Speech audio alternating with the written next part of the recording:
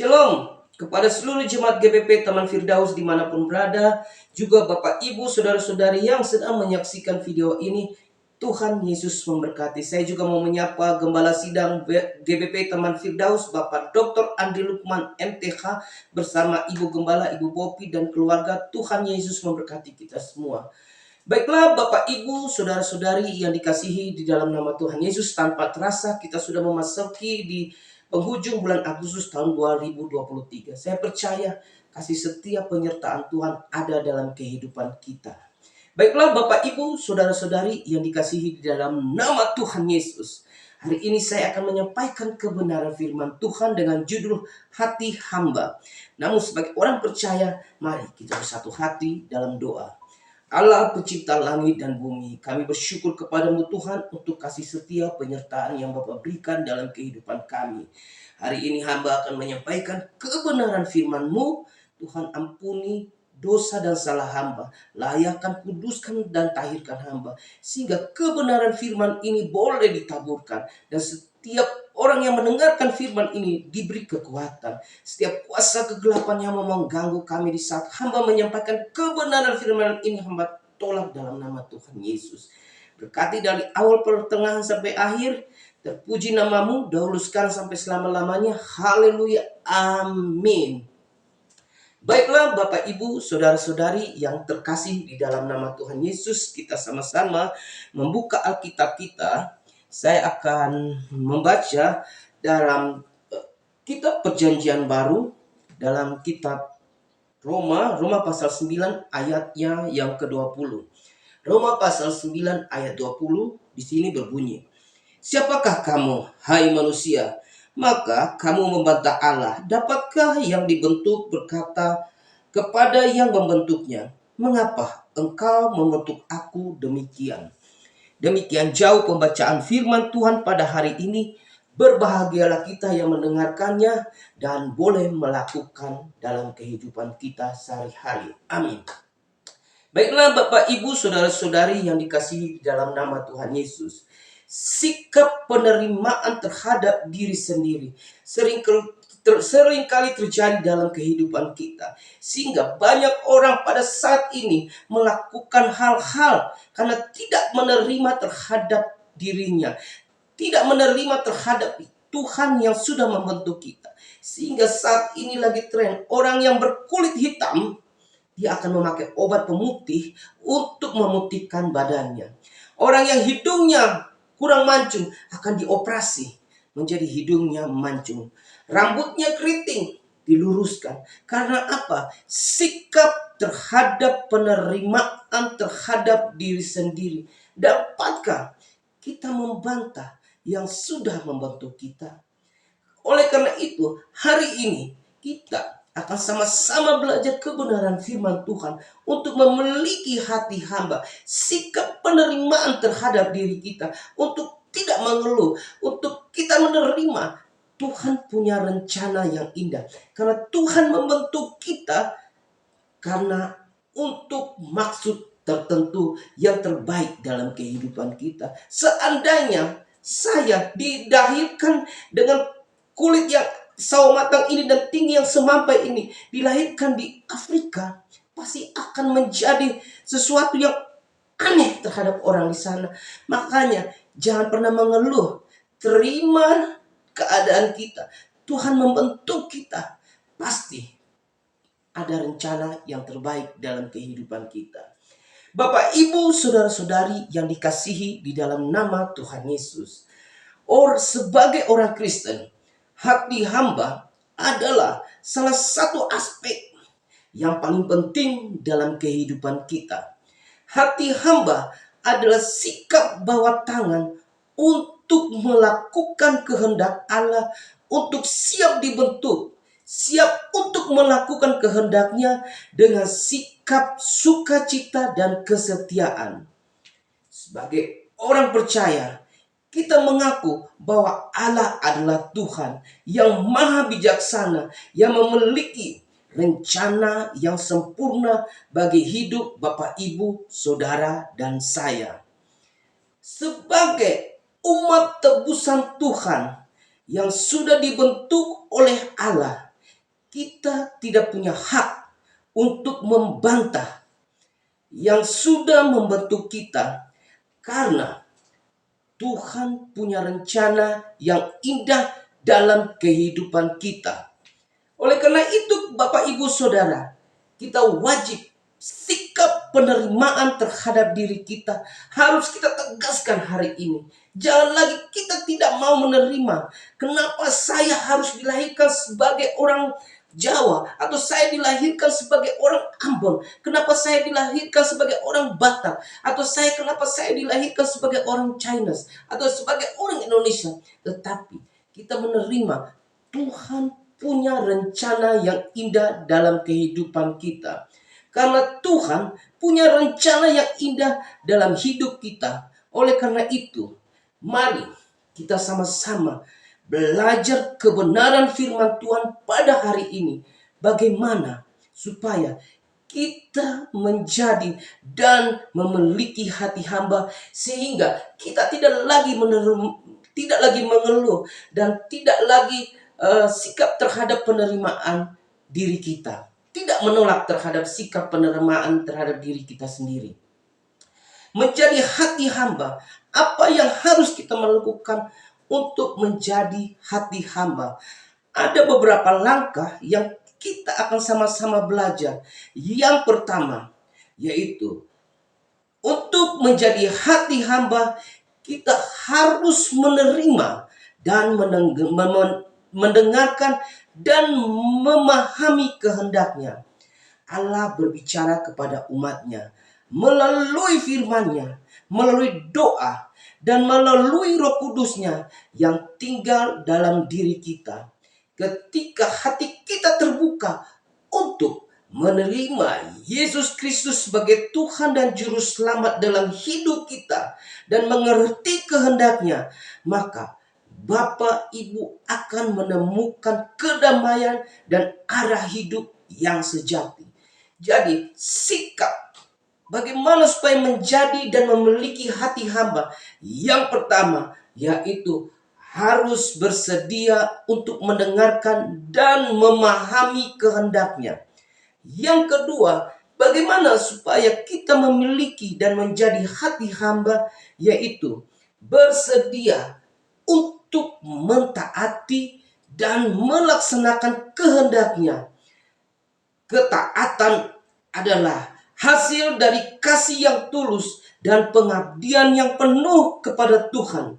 Ketika hati kita terbuka untuk mentaatinya, maka kita akan mengalami berkat yang melimpah dan merasakan kehadirannya dalam setiap langkah hidup kita. Jadi langkah yang kedua yang harus kita miliki untuk menjadi hati hamba, yaitu bersedia untuk mentaati dan melaksanakan kehendaknya. Saya masih ingat ketika tahun 95 saya mau berangkat ke Jakarta. Almarhum ibu saya berkata, "Ingat nak, ayah dengan ibu tidak memiliki apa-apa. Tetapi jika engkau sampai nanti di tanah rantau, satu hal yang mama minta kepadamu, tetap nempel pada Tuhan. Ketika kamu menempel pada Tuhan, maka tidak ada yang mustahil."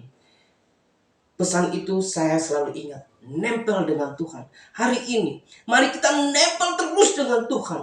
Ketika kita sudah menempel dengan Tuhan, tidak ada yang bisa mengalahkan kita. Ada orang-orang ingin menjatuhkan kita. Ketika kita nempel dengan Tuhan, Tuhan akan menolong kita. Tuhan akan memberikan jalan keluar bagi Bapak, Ibu, Saudara, dan saya. Yang ketiga, bagaimana supaya menjadi dan memiliki hati hamba? Yaitu mengalami hidup dengan sikap rendah hati. Menjalani hidup dengan sikap rendah hati dan pelayanan kepada orang lain. Yesus memberikan contoh terbaik tentang pelayanan, yaitu dalam Yohanes pasal 13 ayat 4 dan 5 di sini dikatakan, "Lalu Bangunlah Yesus dan menanggalkan jubahnya. Ia mengambil sehelai kain lenan dan mengikatkannya pada pinggangnya.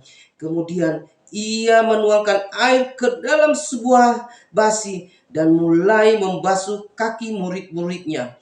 Lalu menyekanya dengan kain yang terikat pada pinggangnya itu. Demikian jauh pembacaan firman Tuhan. Jadi Bapak, Ibu, Saudara-saudari yang dikasihi di dalam nama Tuhan Yesus. Yesus mencuci kaki murid-muridnya sebagai tanda untuk merendahkan dirinya. Kita untuk menjadi hati hamba harus memiliki kerendahan hati. Sebagai umat yang sudah ditebus, kita dipanggil untuk mengikuti teladannya dan mengasihinya, melayani dengan penuh rendah hati dengan tujuan untuk kemuliaan kepada Tuhan. Kita wajib belajar dengan sang teladan kita, yaitu Yesus Kristus yang sudah memberikan contoh bagi kita semua. Oleh karena itu, kita wajib terus belajar. Belajar untuk merendahkan diri, belajar untuk mengasihi, belajar untuk tetap rendah hati. Hari ini kebenaran firman Tuhan mau memberikan poin yang ketiga, yaitu memiliki rendah hati dan terus belajar. Bapak, Ibu, Saudara-saudari yang dikasihi di dalam nama Tuhan Yesus, belajar adalah perubahan tingkah laku yang tidak tahu menjadi tahu.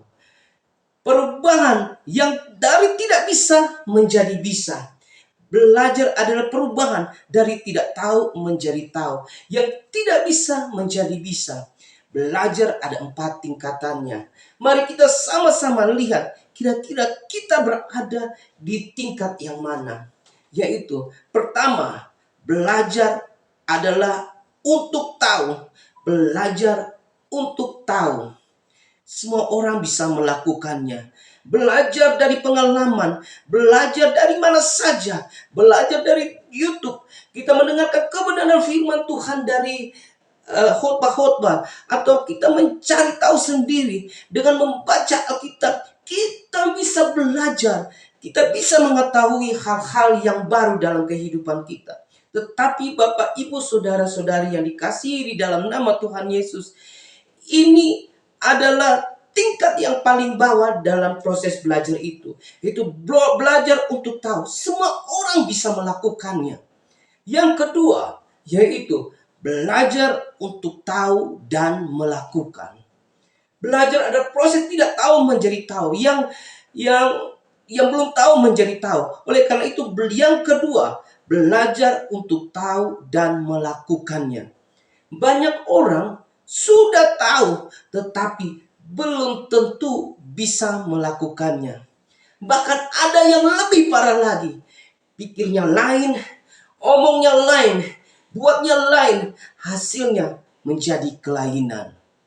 Yang ketiga, yaitu belajar untuk tahu, bisa melakukannya, dan bisa hidup dengan orang lain. Ini adalah tingkatan yang cukup tinggi. Kita seringkali kita menemukan dia sudah belajar tahu dan melakukannya dan bisa hidup dengan orang lain. Sehingga kadang-kadang kita menemukan ketika dia sudah tahu, melakukan, dia merasa diri inklusif. Dia tidak lagi mau bergaul dengan orang. Jadi yang ketiga yaitu belajar untuk tahu, melakukannya, bisa hidup dengan orang lain, tidak merasa diri inklusif. Yang keempat, yaitu belajar untuk tahu, bisa melakukan, bisa hidup dengan orang lain, dan tetap menjadi diri sendiri.